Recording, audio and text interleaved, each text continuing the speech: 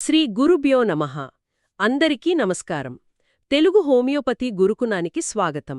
Episode 84 sulphur versus nux vomica versus lycopodium versus calcarea carbonica the 4 pillars. మనం క్రితం session 83లో ఈ 4 మందుల గురించి విడివిడిగా చాలా లోతుగా తెలుసుకున్నాం. అంటే ఒక పునాదిలా ఏర్పాటు చేసుకున్నాం కదా. అవును, యాక్చువల్లీ. కానీ ఈరోజు మన లక్ష్యం ఆ మందులను మళ్లీ మొదట్నుంచి చదవడం కాదు. ఎగ్జాక్ట్లీ. ఒక రియల్ క్లినికల్ ప్రాక్టీస్లో, అంటే మన ముందు ఒక పేషెంట్ కూర్చున్నప్పుడు ఈ 4గింటిలో సరైన మందును ఎలా ఎంచుకోవాలో నేర్చుకోవాలి. అందుకే అందరికీ ఒక విషయం క్లియర్గా చెప్తున్నాను. Today's episode is a clinical thinking workshop, not a materia medical lecture. Right. అంటే ఈ సెషన్ అంతటా ఏ ఒక్క మందునో మనం విడిగా పట్టుకుని పూర్తిగా వివరించం. ఖచ్చితంగా. కేవలం ఆ వరుస క్లినికల్ ప్రశ్నలు వేసుకుంటూ ఈ 4గింటిని ఒకేసారి ఎలా కంపేర్ చేయాలో చూద్దాం. డిఫరెన్సెస్ గమనించి సరికాని వాటిని ఎలిమినేట్ చేస్తూ సరైనదాన్ని ఎంచుకోవాలి కదా. అవును, ఆర్గనాన్ ఎనాలిసిస్ కూడా దీంతో పాటే వస్తుంది. సూపర్. అయితే నా మొదటి క్లినికల్ ప్రశ్న, అసలు ఈ 4గింటినే కాన్స్టిట్యూషనల్ ప్రిస్క్రైబింగ్కి, అంటే రాజ్యాంగపరమైన ఔషధ ఎంపికకు 4 మూలస్తంభాలు అని ఎందుకంటారు? ఇది చాలా బేసిక్ ప్రశ్న. ఎందుకంటే ఈ 4 మందులు మనుషుల ప్రాథమిక ప్రేరణలను కవర్ చేసినంత విస్తృతంగా మరేవీ చేయలేవు. ఒక పేషెంట్ మన దగ్గరకొచ్చినప్పుడు బేసిక్గా వీళ్ళెవరు, వీళ్ళని నడిపించే శక్తి ఏంటి అని మనం ప్రశ్నించుకోవాలి. అంటే వాళ్ళ మెంటల్ స్టేట్ని బట్టి అంటారా? అవును. ఇప్పుడు చూడండి, ఎప్పుడూ ఆలోచనల్లో అంటే ఐడియాస్లో జీవించేది ఎవరు అని అడిగితే సల్ఫర్ కదా. Exactly, sulphur. అలాగే ఎలాంటి పరిస్థితిలోనైనా సరే ముందుగా భద్రతను కోరుకునేది, అంటే హూ సీక్స్ సెక్యూరిటీ, అది కాల్కేరియా కార్బోనికా. ఓ, అంటే ప్రతిదీ సేఫ్గా ఉండాలి వాళ్ళకి. రైట్. ఇక మూడోది, సమాజంలో ఇతరుల ముందు గుర్తింపును, ప్రశంసలను కోరుకునేది ఎవరు, హూ సీక్స్ రికగ్నిషన్, అది లైకోపోడియం. Right right. ఆ అటెన్షన్ వాళ్ళకి కావాలి. మరి నక్స్వామిక? ఎప్పుడూ ఏదో ఒకటి సాధించాలనే పట్టుదలతో, ఒక డ్రైవ్తో ఉండేది ఎవరు, who is driven by achievement, అది నక్స్వామిక. అబ్బా, ఈ విభజన భలే ఉంది. కానీ అందరూ ఎప్పుడోకప్పుడు ఒత్తిడికి గురవుతారు కదా, మరప్పుడు తేడా ఎలా గుర్తిస్తాం? అక్కడే మనకు పక్షపాతరహిత పరిశీలన, అంటే అన్ప్రెజుడిస్డ్ అబ్జర్వేషన్ అవసరం. ఒత్తిడిలో ఉన్నప్పుడు మొదట స్పందించేది ఎవరు అని చూడాలి. అంటే ఒత్తిడి రాగానే ఫిలాసఫీ మాట్లాడేదెవరు అంటారు? సల్ఫరా? అవును, వాళ్ళు వెంటనే సిద్ధాంతాలు మాట్లాడతారు. కాని చిన్నదానికే కోపంతో అగ్నిపర్వతంలా పేలిపోయేది ఎవరంటే నక్స్వామిక. ఓ, అర్చేస్తారు. మరి వెనక్కి తగ్గేదెవరు? అది కాల్కేరియా. వాళ్ల కంఫర్ట్ జోన్లోకి విత్డ్రా అయిపోతారు. ఇక జూనియర్ల మీద ఆధిపత్యం, ఆ పెత్తనం చలాయించేది ఎవరంటే లైకోపోడియం. బేసిక్గా వాళ్ళ ఇన్సెక్యూరిటీని అలా కవర్ చేసుకుంటారు కదా. అవునండి. ఇంకో విషయం, పని సామర్థ్యానికి మించి పనిచేసి అలిసిపోయేది ఎవరంటే అది మళ్ళీ నక్స్వామికానే. ఇక్కడే మనం ఇండివిజువలైజేషన్, అంటే వ్యక్తీకరణను పట్టుకోవాలి. గ్రేట్. అంటే ఇది మెంటల్ పిక్చర్ గురించి చాలా క్లియర్గా ఉంది. కానీ పేషెంట్స్ మన దగ్గరికి వచ్చేది ఎక్కువగా ఫిజికల్ కంప్లైంట్స్తో కదా. ఇప్పుడు మనం పీక్యూఆర్ఎస్ వర్క్షాప్ అనగా ఆ పీక్యూఆర్ఎస్ లక్షణాలను ఎలా చూడాలి అనేది చర్చిద్దాం. ఖచ్చితంగా. మనం క్వశ్చన్స్ ద్వారానే వెళ్దాం. రైట్. నా ఫస్ట్ క్వశ్చన్, ఒక పేషెంట్కి పాదాలలో విపరీతమైన మంటలు, బర్నింగ్ ఫీట్ ఉంది. ఈ 4గింటిని కంపేర్ చేయండి, ఎలా ఎంచుకోవాలి? చూద్దాం. ముందుగా నక్స్వామిక ఎందుకు కాకూడదు అని అడగాలి. నక్స్ పేషెంట్కి ఎప్పుడూ చలిగా ఉంటుంది కాబట్టి ఆప్షన్ తీసేద్దాం. Okay, nux out. మరి కల్కేరియా? కల్కేరియా పేషెంట్ పాదాలు ఎప్పుడూ చల్లగా, తేమగా ఉంటాయి. చెమట పడుతుంది కాని మంటలుండవు. రైట్. కల్కేరియా కూడా కాదు. మరి లైకోపోడియం? లైకోపోడియంలో మంటల కంటే ఉబ్బరం, గ్యాస్ సమస్యలు మెయిన్. సో లైకోపోడియం కూడా తీసేయొచ్చు. అంటే మిగిలింది సల్ఫర్. ఎగ్జాక్ట్లీ. సల్ఫర్ పేషెంట్ శరీరంలో ఆ మెటబాలిక్ ఫైర్ చాలా ఎక్కువ. అందుకే పాదాలలో, అరిచేతుల్లో మంటలుంటాయి. పాదాలను దుప్పట్లోంచి బయట పెడతారు కూడా. Oh, that's why sulphur. Second question, మల విసర్జన చేయాలనే కోరిక తీవ్రంగా ఉంటుంది గాని వెళ్ళొచ్చాక అస్సలు తృప్తి ఉండదు. ఇన్ఎఫెక్చువల్ అర్జింగ్. మళ్ళీ కంపేర్ చేద్దాం. సల్ఫర్కి ఉదయం లేవగానే అర్జెంట్గా వెళ్ళాలి, కానీ వెళ్లిన వెంటనే కంప్లీట్ అవుతుంది, అసంతృప్తి ఉండదు. సో సల్ఫర్ కాదు. మరి కల్కేరియా? కల్కేరియాకి మలబద్ధకం ఉన్నా ఎన్ని రోజులు వెళ్ళకపోయినా వాళ్లకు పెద్దగా ప్రాబ్లం అనిపించదు. ఓకే, లైకోపోడియం ఎలాగో కాదు, ఎందుకంటే వాళ్ళకి బ్లోటింగ్ ఉంటుంది గాని ఈ అర్జింగ్ అంత క్యారెక్టరిస్టిక్ కాదు కదా. అవును. సో నక్స్ వామిక ఎందుకు సరైనదో ఇక్కడ అర్థం చేసుకోవాలి. నక్స్ పేషెంట్ మైండ్ ఎంత టెన్షన్లో ఉంటుందో వాళ్ల పేగులు కూడా అంతే టెన్షన్లో, అంటే స్పాజమ్స్తో ఉంటాయి. ఓహ్, అందుకే వాళ్ళకి పదే పదే వెళ్ళినా ఆ తృప్తి ఉండదనమాట. ఎగ్జాక్ట్లీ. మరి తల మీద విపరీతమైన చెమట, హెడ్ స్వెట్ ఎవరికి పడుతుంది? సల్ఫర్కి తల వేడిగా ఉంటుంది కాని చెమట అంతగా పట్టదు. కాని నిద్రపోతున్నప్పుడు తలమీద విపరీతమైన చెమట పట్టి దిండు తడిచిపోవడం క్యాల్కేరియా కార్బోనికా లక్షణం. అర్థమైంది. మరి సాయంత్రం 4 నుండి 8 గంటల మధ్య బాధలు 4 to 8 PM అగ్రవేషన్ ఎవరిది? నక్స్కి ఉదయం నిద్రలేవగానే కోపం, బాధలు ఎక్కువ. సల్ఫర్కి ఉదయం 11 గంటలకు నీరసం వస్తుంది. కానీ ఖచ్చితంగా ఆ 4 to 8 PM అగ్రవేషన్ అనేది లైకోపోడియం క్యారెక్టరిస్టిక్. రైట్. మరి నొప్పులు కుడి నుండి ఎడముకు వెళ్లేవి, రైట్ టు లెఫ్ట్ కంప్లైంట్స్ ఎవరివి? అది కూడా లైకోపోడియందే. సల్ఫర్ దానికి ఆపోజిట్ లెఫ్ట్ టు రైట్ వెళ్తుంది. ఓకే, ఒక ఇంట్రెస్టింగ్ క్వశ్చన్. ఈ 4 అత్యంత వేడి శరీరమున్నదెవరు, చలి శరీరమున్నది ఎవరు? హాటెస్ట్ అనగానే మనకు సల్ఫర్ గుర్తుకు రావాలి. సల్ఫర్కి చల్లదనం ఇష్టం. ఇక చిల్లియెస్ట్ అంటే అత్యంత చలి శరీరమున్నది కాల్కేరియా మరియు నక్స్వామిక. వెయిట్, ఇద్దరికీ చలి ఉంటే ఎలా డిఫరెన్షియేట్ చేయాలి? చూడండి, కాల్కేరియా చలి వల్ల భయపడిపోయి ముడుచుకుపోతోంది. కాని నక్స్వామిక పేషెంట్ చలిని భరించలేక కోపంగా తిట్టుకుంటూ దుప్పటి కప్పుకుంటాడు. అబ్బా, అంటే రియాక్షన్ బట్టి తెలుసుకోవాలి. మరి ఫుడ్ క్రేవింగ్స్, డైజెస్టివ్ డిస్టర్బెన్సెస్ ఎలా ఉంటాయి? సల్ఫర్ మైండ్ ఎప్పుడూ ఆలోచనలతో పరిగెడుతుంది కదా, అందుకే ఆ బ్రెయిన్కి ఇన్స్టెంట్ ఎనర్జీ కావాలి. తీపి మీద విపరీతమైన కోరిక ఉంటుంది. స్వీట్స్. మరి నక్స్కి? నక్స్కి ఆ నర్వస్ సిస్టమ్ని స్టిమ్యులేట్ చేయడానికి కారం, మసాలాలు, కాఫీ కావాలి. ఓకే, కాల్కేరియాకేమో మినరల్స్ లోపం వల్ల గుడ్లు, సుద్దలాంటివి తినాలనిపిస్తుంది కదా. అవును అవును. ఇక లైకోపోడియంకి జీర్ణ వ్యవస్థ వీక్ కాబట్టి వేడివేడి ఆహారం, వార్మ్ ఫుడ్ కావాలి. బావుంది. ఇప్పుడు నాకొక డౌటు. ఇన్ని లక్షణాలు చెప్తున్నారు కదా, మనకు క్లినిక్లో ఈ ఒక్క విలక్షణమైన పీక్యూఆర్ఎస్ లక్షణం దొరికితే చాలు కదా, ఇక వేరేవి ఆలోచించకుండా మందిచ్చేయిచ్చా? అస్సలు కూడదు. ఇక్కడే చాలామంది తప్పు చేస్తారు. ఒక పీక్యూఆర్ఎస్ దొరికిన వెంటనే ఇదెందుకు క్యారెక్టరిస్టిక్, మిగతా 3 ఎందుకు కాకూడదు అని ప్రశ్నించుకోవాలి. నేను పదే పదే ఒకటే చెప్తాను, పీక్యూఆర్ఎస్ నెవర్ రీప్లేస్ టోటాలిటీ. అంటే సమగ్రతను అవి ఎప్పుడూ భర్తీ చేయలేవు. అవును.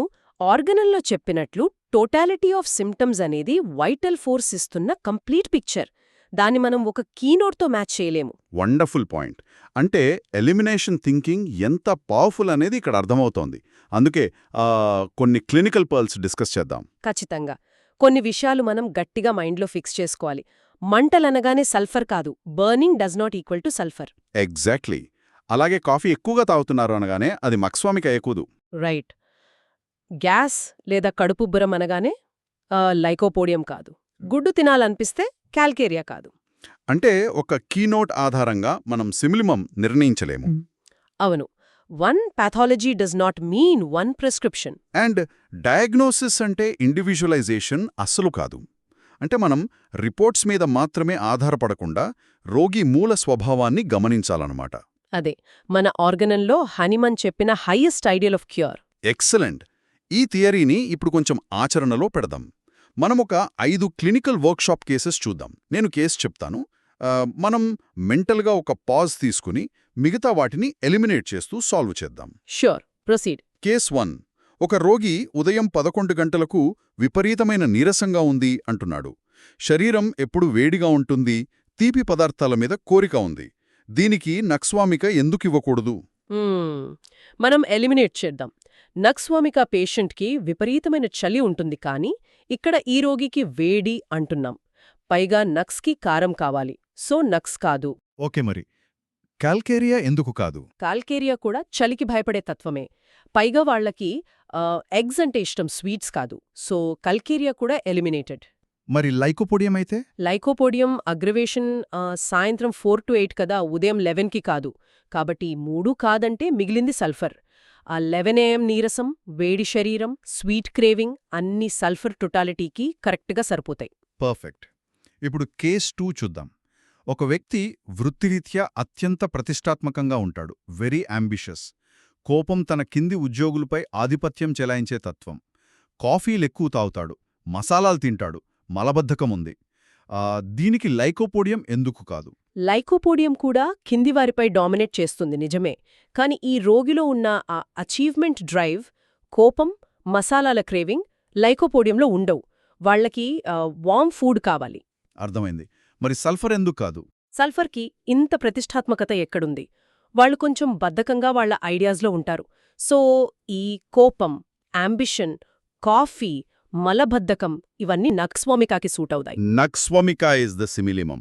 Now case 3. రోగికి కడుపు నిండా ఆకలున్నా 2 ముద్దలు తినగానే కడుపు నిండిపోయినట్లు అనిపిస్తుంది.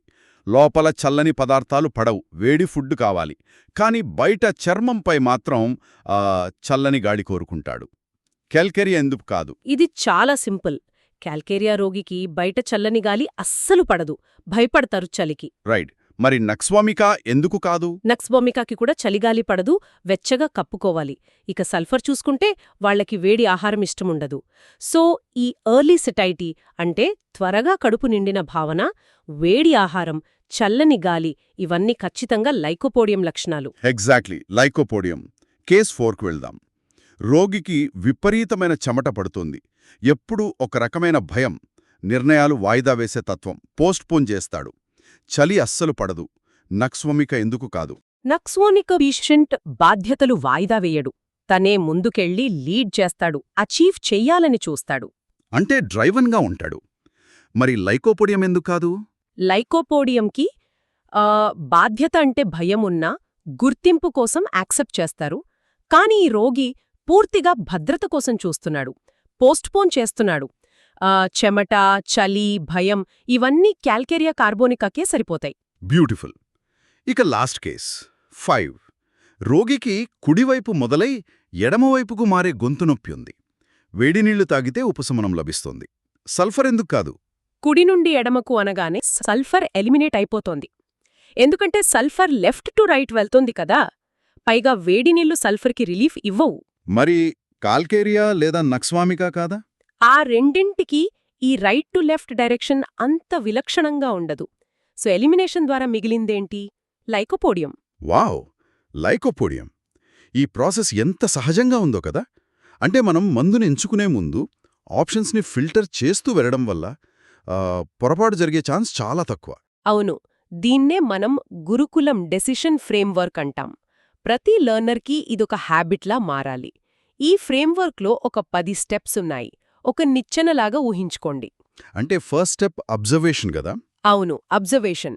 రోగి ఎలా వచ్చాడు, ఎలా ఉన్నాడు అని. తర్వాత కంపారిజన్, పోలిక. ఆ తర్వాత డిఫరెన్సియేషన్ అంటే వ్యత్యాసం చూడటం. తర్వాత క్యారెక్టరిస్టిక్ సిమ్టమ్స్ పట్టుకోవటం. నెక్స్ట్ థర్మల్ స్టేట్ అంటే ఉష్ణస్థితి. ఇక్కడ నాకొక ప్రశ్న. టోటాలిటీ అనేది చాలా ముఖ్యం అంటాం కదా, అది చివర్లో ఉంది. మరి థర్మల్ స్టేట్ పైనే ఎందుకుంది? ఇది చాలా ఇంపార్టెంట్ పాయింట్. చూడండి, చలి లేదా వేడి అనేది ఆ రోగి ఫిజికల్ కాన్స్టిట్యూషన్కి ఒక బలమైన ఇండికేటర్. ఒక పేషెంట్కి అస్సలు చలి పడదు అని తెలిసిన మరుక్షణం మనం చాలా తప్పుడు మందులను ఎలిమినేట్ చెయ్యొచ్చు. అది ఒక పెద్ద ఫిల్టర్ లాగా పనికొస్తుంది. ఓ, అందుకే దాన్ని ముందే చూడాలి. యా, ఆ తర్వాతే మనం PQRS, clinical sphere, remedy relationships చూస్తాం. ఫైనల్గా టోటాలిటీని అనలైజ్ చేసి సిమిలిమంకి చేరుకుంటామన్నమాట. ఖచ్చితంగా ఇదే మన డెసిషన్ ఫ్రేమ్వర్క్. ఒక మాస్టర్ క్లాస్ లాగా సాగింది రోజు. ఇక మనం గ్రాండ్ ఫినాలేకి వచ్చేసాం. ఈ సెషన్ ముగించే ముందు ఆ 4 కాన్స్టిట్యూషనల్ ప్రశ్నలతో కంక్లూడ్ చేద్దాం. నేను అడుగుతాను, మీరు ఒకే మాటలో చెప్పండి. Sure. Who is driven by ideas? ఆలోచనల ద్వారా నడిచేది ఎవరు? Sulphur. Who is driven by security? భద్రత ద్వారా నడిచేది ఎవరు? Calcarea carbonica. Who is driven by recognition? గుర్తింపు ద్వారా నడిచేది ఎవరు? Lycopodium. Who is driven by achievement? సాధించడం ద్వారా నడిచేది ఎవరు? నక్స్వామికా. ఎక్సలెంట్. ఇక లాస్ట్ అండ్ ఫైనల్గా మన లెర్నర్స్ కోసం ఒక యాక్టివ్ లెర్నింగ్ టాస్క్. ఇదొక అన్రిజాల్వ్డ్ కేస్. పేషెంట్ ఎలా ఉంటాడంటే, జీవితంలో ఎంతో సాధించాలి, పెద్ద స్థాయికి వెళ్ళాలి అనే అంబిషన్ ఉంటుంది. కానీ లోపలెక్కడో ఒక అభద్రతాభావం, ఒక భయం. లో మాత్రం విపరీతమైన వేడి, మంటలు. దానికి తోడు కడుపులో ఉబ్బరం. దీనికి మందు ఏమిటో మేము రివీల్ చేయం. అవునండి, దీని ఆన్సర్ మేం చెప్పము. లోనర్స్ వాళ్లే స్వయంగా ఆలోచించాలి. ఈ 4 మూలస్తంభాలను సరిపోల్చండి. ఏ లక్షణాలు ఎవరివి, ఎలా మిక్స్ అయ్యాయో చూడండి. ఎలిమినేషన్ పద్ధతి వాడి ఆ టోటాలిటీని మీరే అనలైజ్ చేయాలి. పర్ఫెక్ట్. ఈ 4 పిల్లర్స్ మనకు కాన్స్టిట్యూషనల్ ఫౌండేషన్ని ఎంత బలంగా ఏర్పరిచాయో చూశాం. రాబోయే 3 సెషన్స్లో మనం ఇంకొక మేజర్ పాలిక్రెస్ట్ గురించి డీప్ డైవ్ చేయబోతున్నాం. So prepare for episode 85, phosphorus part 1. ఆలోచిస్తూ ఉండండి. జై శ్రీకృష్ణ. వసుదేవ.